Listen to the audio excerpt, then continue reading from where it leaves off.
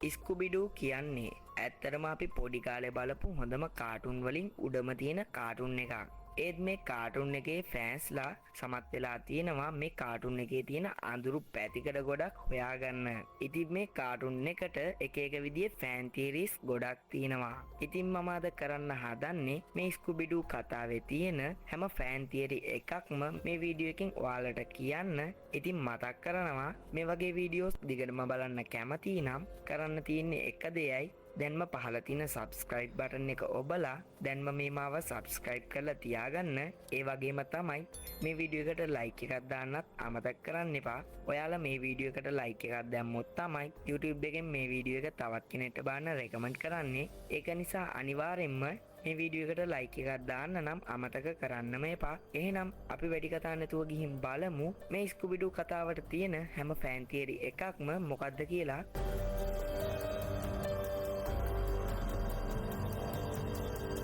පළවෙනි ෆෑන් තියරිය. ඉතින් මේ ස්කුබිඩු කාටුන් එක කියන්නේ ඇත්ත ජීවිතයේ වෙච්ච සිදුවීම් පාදක කරගෙන හදපු කාටුන් එකක්ද? ඔව්. මීට වසර ගණනාවකට කලින් ඇමරිකා එක්සත් ජනපදයේ ආර්ථිකය බිඳුවටම කඩාගෙන වැටිලා ප්‍රසිද්ධ නළු නිළියන් ගායක ගායිකාවන් පවා නොකා නොබී මැරෙන තත්වයකට ඒ රට පත් වෙලා තියෙනවා. ඉතින් මේ තත්ත්වය නිසාම ජීවත් වෙන්න හරියමං විදියක් නැතුව විවිධ අවතාර හොල්මන් වගේ වෙස් වලාගෙන දේපල මිල මුදල් ආදිය සොරකම් කිරීමට විවිධ පුද්ගලයන් පෙළමිලා තිනවා. ඉතින් ඔයාලත් මේ ස්කුබිඩු කාටුන් එක හොඳට බැලුවොත් තේරෙනවා මේ කිව්ව කතාව වටා තමයි මේ ස්කුබිඩු කාටුන් එක හැදිලා තියෙන්නේ කියලා. මොකද මේ කාටුන් එක ඇතුලේ වෙන්නේ විවිධ පුද්ගලයන් එක එක විදිය අවතාර වගේ වෙස් වලාගෙන ගිහින් දේපල මිල මුදල් මංකොල්ලක් අද්දි මේ ස්කුබිඩු ටීම් එක ඇවිත් මේ වෙස් වලාගෙන ඉන්න අවතාර අල්ලගන්න එක කියලා. ඉතින් මේ ෆෑන් තියරියට තවත් කොටසක් තියෙනවා. ඒක තමයි මේ ස්කුබිඩු කාටුන් එකේ ඉන්න ෂැගි කියන්නේ මේ කාලයේ විශ්වවිද්‍යාලයේ අධ්‍යාපනය ලබමින් හිටපු සිසුවෙක්. එයා ඉතින් අධික ලෙස මත්ද්‍රව්‍ය වලට ඇබ්බැහි වෙලා තමයි ඉඳලා තියෙන්නේ. ඉතින් මෙයා අධික ලෙස මත්ද්‍රව්‍ය පාවිච්චි කළාම එයාට මේ ඇදිලා පේන මනෝපාරක් කියලා තමයි මේ ෆෑන් තියරියෙන් කියවෙන්නේ. ඒ වගේම තමයි මේ ස්කුබිඩු කියන්නේ ඔහුගේ මියගිය සුනකයාලු. Tamanගේ මියගිය සුනකයාට මිනිස්සුත් එක්ක කතා කරන්න පුළුවන් කියලා තමයි මෙයා මේ මනෝපාරෙන් දකින්නේ. ඒ වගේම තමයි මේ ඩැෆ්නි වෙල්මයි ෆ්‍රෙඩි කියන්නේ මෙයාගේ විශ්වවිද්‍යාලයේම ඉගෙන ගන්න සිසුන් තුන්දෙනෙක්ලු. ඒ වගේම මේ තුන්දෙනා තමයි ෂැගීට විශ්වවිද්‍යාලයේදී ගොඩක්ම කරදර කරන තුන්දෙනාත් වෙන්නේ. ඉතින් මේ යාළුවෝ තුන්දෙනයි තමන්ගේ මියගිය බල්ලයි එකතු වෙලා හොඳ රහස් පරීක්ෂක කණ්ඩායමක් විදියට විවිධ ගැටලු විසඳන්න යන ආකාරය තමයි මත්ද්‍රව්‍ය පාවිච්චි කරපු ෂැගීට මැවිලා පේන මනෝවිකාරය. ඉතින් මේ ෆෑන් තියරියේ සඳහන් වෙන්නේ මේ කතාව පුරාවටම සිදු වෙන්නේ ෂැගීගේ මනස ඇඳිච්ච විකාර අදහසක් විදියට. අපි එහෙනම් බලමු අපේ අනිත් ෆෑන් තියරිය මොකක්ද කියලා. ඉතින් ඔයාලා දන්නවනේ මේ ස්කුබිඩු ටීම් එක ගමන් බිමන් යන්න පාවිච්චි කරන්නේ මෙන්න මේ වගේ වෑන් එකක් කියලා. ඉතින් මේ වෑන් එකේ නම වෙන්නේ The Mystery Machine කියලා. ඉතින් ඔයාලා දැනටමත් දන්නවා මේ වෑන් එකේ සැබෑම අයිතිකාරයා ෆ්‍රෙඩි කියලා. ඒත් ඔයාලා විශ්වාස කරනවද මේ වෑන් එකේ අයිතිකාරයා ෂැගී කියලා?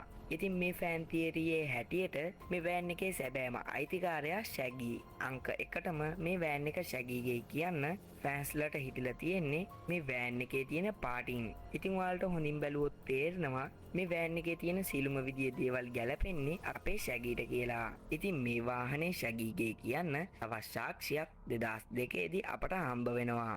ඒක තමයි ස්කුබිඩු මූවි එක පළවෙනි පාරට රිලීස් වෙනවා.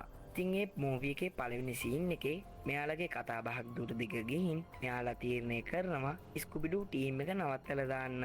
ඉතින් එයාලා එහෙම නවත්තලා දාලා ටීම් එක විසිට ගියාට පස්සේ අපට බලා ගන්න පුළුවන් වෙනවා මේ ෂැගී ස්කුබීත් එක්ක තනියම මේ වෑන් එකේ ඉඳන් අනිත් යාළුවන්වත් මතක් කර කර කෑම ගන්න විදිය.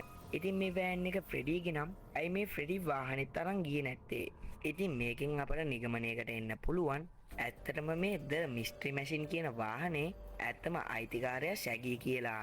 ඉතින් ඔන්න ඔය විදියට මම ගෙනාපු මේ ෆෑන් තියරි එකත් ඉවර වෙනවා. මතක් කරනවා මේ වීඩියෝ එකට like එකක් දැම්මේ නැත්නම් දැන්ම වීඩියෝ එකට like එකක් දාන්න. ඒ වගේම තමයි අපිව subscribe කරලා නැත්නම් දැන්ම පහළ තියෙන subscribe button එක ඔබලා දැන්ම අපිව subscribe කරන්න. මේ වගේ වීඩියෝස් දිගටම ඕනේ නම් අනිවාර්යෙන් comment එකක් දාන්න. මේ දෙපැත්තෙන් වැටෙන්නේ තවත් සුපිරිම ෆෑන් තියරිස් දෙකක්. ඉතින් මේ දෙක බලලා නැත්නම් දැම්ම ගිහින් ඒ දෙක බලලා එන්න. ඒ දෙක සුපිරිම ෆෑන් තියරිස් දෙකක්. එහෙනම් තවත් දවසක මේ වගේ ලස්සන වීඩියෝ එකකින් හමු වෙමු.